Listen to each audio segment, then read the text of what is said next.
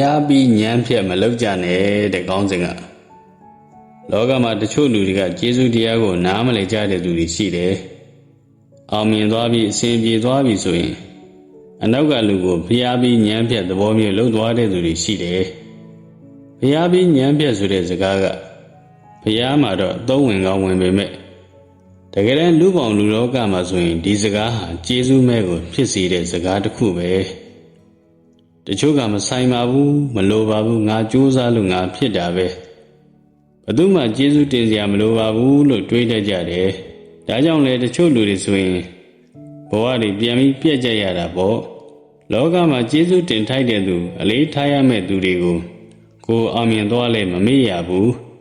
ပြန်ပြီးကိုယ့်ဘက်ကနိုင်သူရဲ့ကျေးဇူးပြန်ဆက်ရမယ်ဒီလိုပဲငါလှသွားပြီဒီဉာဏ်ဘာမှအသုံးမဝင်တော့ဘူးဆိုပြီးလွတ်ပြမယ်ဆိုရင်တစ်ချိန်ကိုပြန်ရုပ်ဆိုးတဲ့အချိန်ဒီဉာဏ်ကိုပြန်သုံးမရပဲဖြစ်နေလိမ့်မယ်တချို့ကတွေးတတ်ကြတယ်ငကန်းသွားရင်ငဆွေလာလိမ့်မယ်ဆိုပြီးတော့ပေါ့ဒီလိုမရှိလဲဘာမှမဖြစ်ဘူးနောက်လူအစားထိုးမယ်ဆိုတဲ့အတွေးဝင်နေတဲ့သူတွေရှိတယ်အဲ့ဒီလိုအတွေးရှိတဲ့သူဟာကျေးဇူးကိုစုံလုံးကမ်းလိုက်တာနဲ့တူတယ်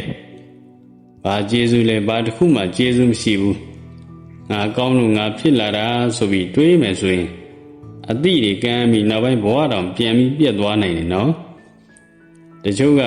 ကိုယ်ဘယ်ဘဝကလာတယ်ဆိုတော့ကိုမေ့သွားတဲ့သူတွေရှိတယ်ကိုအောင်မြင်အောင်လို့တွန်းပေးတဲ့သူတွေကိုအောင်မြင်မှုလေးနည်းနည်းရှိသွားတာနဲ့မေ့ပြလိုက်တာတွေဟာ